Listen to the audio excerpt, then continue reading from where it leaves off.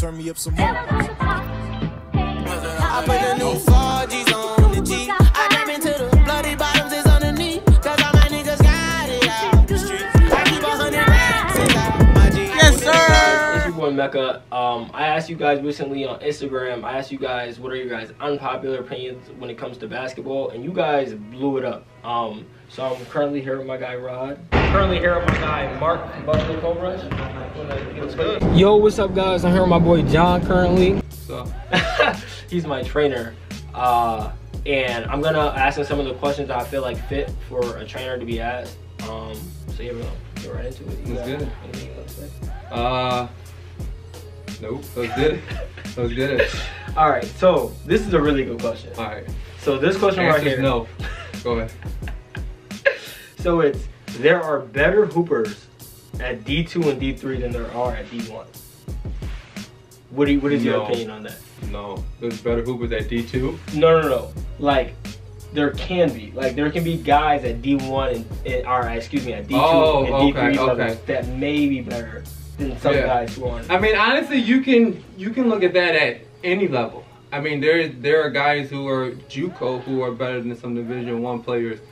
I think for each player, it really just depends on their circumstances. Like, I know a lot of kids who might not have the grades, right? They might be super talented, but they don't have the grades, so they can't go D1. Or let's say something happened and maybe they got in trouble, right? And then they weren't able to go to D1. So, I mean, I don't think it's just D2, like D3, NAIA, JUCO. Like, you're always going to find a kid who might be better than a D1. It's not going to be a lot of them, but there's definitely a handful, and it depends on just where you are. So I think each situation is just going to determine on that kid's circumstances and kind of the path they chose, you know, as they kind of went through life. I mean, honestly, a lot of times kids just might be overlooked, right? If you're not on that AAU circuit or getting seen. Like, nowadays, coaches aren't going to high school games unless they're already recruiting the kids. So if you're not playing for a team, and if you're not on the circuit, if you're not getting seen, a lot of times you might get overlooked. I mean, if you look at even the top players in the NBA, like, majority of them went to a smaller college. Look like, at Damian Lillard. Like, Ja Morant. Like, you know, the superstars tend to not be, you know, at least now, like the kids that go to like Duke or Kentucky. You know, like, just because you go to a high level D1 doesn't mean you're gonna go on to play, you know, after, and you know, whether it's NBA or overseas. Okay, and to carry on from that, do you think that a guy being at a D3 level or maybe a JUCO level, because don't get it wrong, there's guys at that level that are really good at basketball.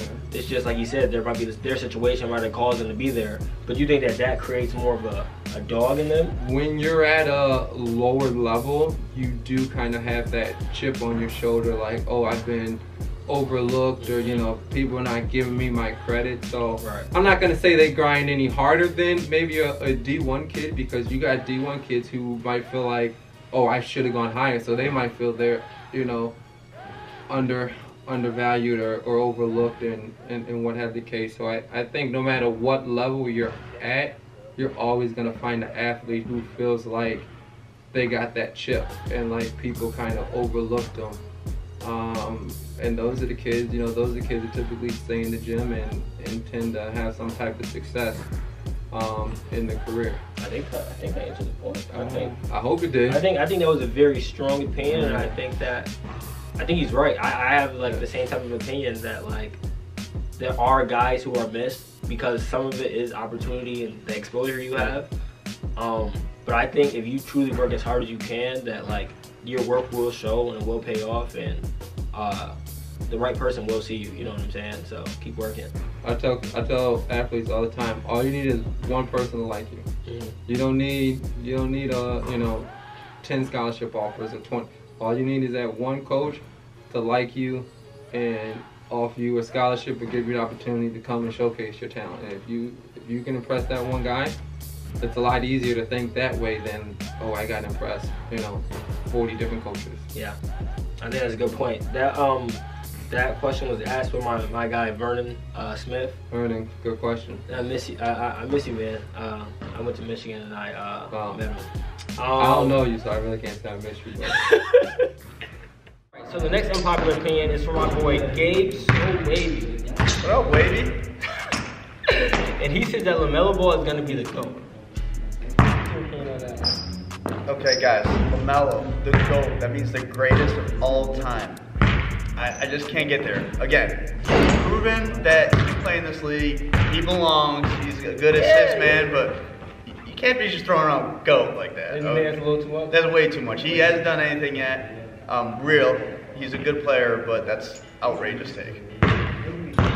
Gabe, that was an amazing take. I am right with you. I think LaMelo Ball is going to be the GOAT. Youngest player ever to have a triple-double. He is going to be the GOAT of basketball. I agree with you, Gabe. Good job, So Wavy. I can't believe you said that. Appreciate having you, Mark. Thank you for your opinion. Oh, yeah. Anything you want to say? Yeah, Buffalo Cold Rush. I don't know. I guess I'm a billionaire. I'm gonna put their YouTube and all their information on the screen and whatnot. And what's up, guys? I'm here with my boy John currently. John, you can introduce yourself. They seen me a whole bunch of times. They might have seen John before. I'm just continuing on the unpopular opinions, ask some different people. First unpopular opinion I have is by Meka, and it's that Hoopers should cut their nails if they play basketball. Yo, stop! He's attacking me. He's attacking me. He's attacking me. Do you see what he did to me He's today? attacking me. Don't do that. Look Don't do what that. he did. No, he's Look at my hand. He's dragging. He's dragging it. He cut me. If y'all don't know Meka drags. Do you see my bro? He did that himself. Oh, I'm cutting myself. He did that himself, bro. He cut me today. I didn't even play basketball. I didn't even play basketball today. We just got out the gym. We just got done hooping. He's lying. It's on video. He's lying. I have videos with him in it.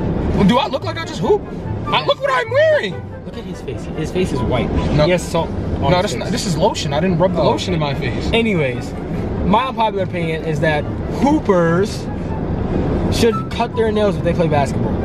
Let me know if you agree or not. Jonathan.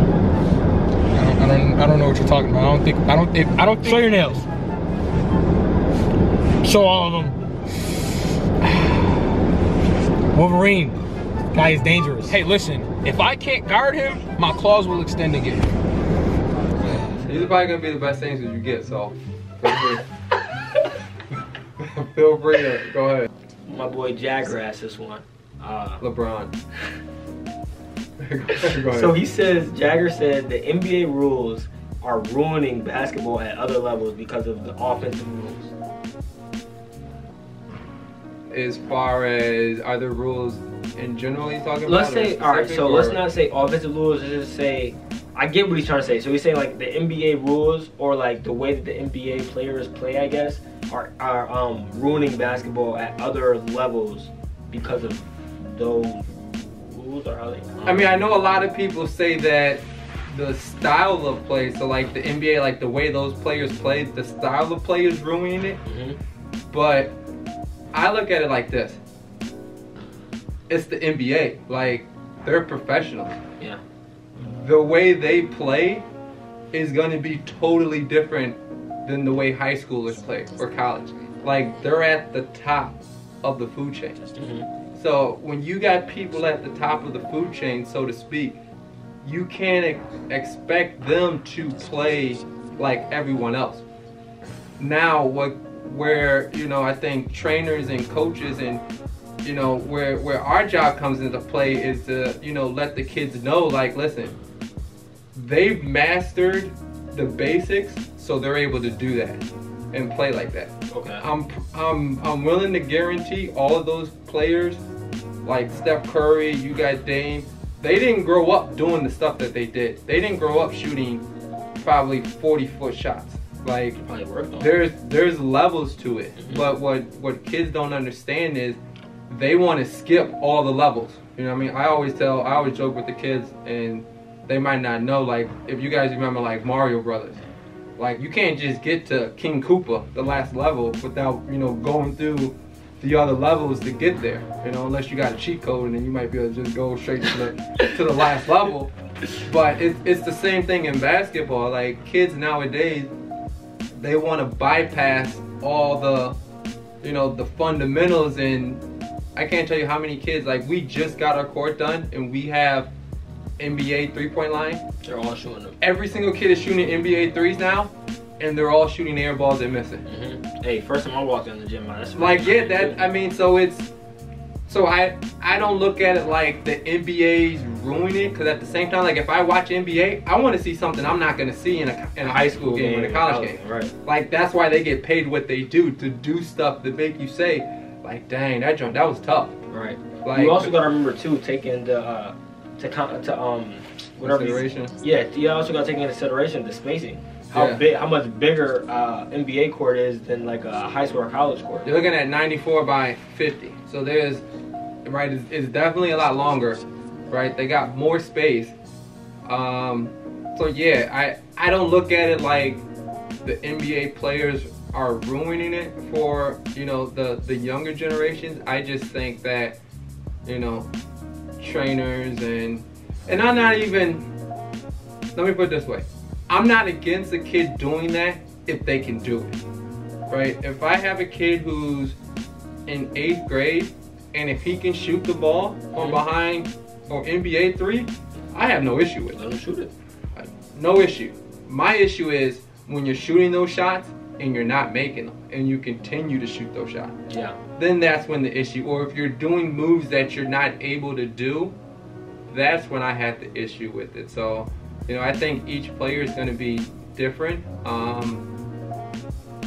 but I don't look at it like the NBA is necessarily going to ruin or is ruining, you know, the development of the kid. I just think, you know, we just got to do a better job just, you know, yeah, reeling them in and just teach them like, hey, I don't mind that, but first you got to show me you can do this. Like I always tell, show me you can go 7 for 10, 8 from 10 from a high school 3 before you go to NBA 3. Because if you can't do that, if you can't go 7 for 10 from a high school 3, if you shoot an NBA 3, you're probably going 3 for 10. Yeah. If not less. So. I agree. This one is about my boy Elias, and he says that Zach LaVine is slept on. What is your, and this is a Bulls fan right here. He is a big time Bulls fan. What is your opinion on this? I think he's slept on, but he needs to work on his defense. Okay. Defensively, he needs work. Offensively, slept on. Very, very, very slept on. Do you think that he should be an all-star? If there, I know it's not an all-star game this year, but you think this is an all-star year for him? He should be at least up. I don't know if he should be, people should pick him, but I don't know if he'd exactly make Do you think he's an all-star? It's not other people's, it's your opinion. Off the bench, not a starting all-star. Off the bench, he could be a bench. Yeah, that's the opinions, man. I appreciate you. I don't appreciate you, because again, look at my hands. Chill, we need to go get some eats. He's dragging it. It's currently a snowstorm, but he doesn't want to go home. It is a storm. It's bad. It's pretty bad. Look at this. Look how bad it is right now. I just cleaned the window. Mind you, this happened within 3 hours. This happened while we were in the gym just now. We got to the gym at like 8 in the morning, and it's 12 now. It happened all in that time. But that was my boy John, you know what I'm saying? Y'all gonna see me in another video. For sure. But I hope you guys enjoy. I might have a couple more people, but yeah, stay tuned.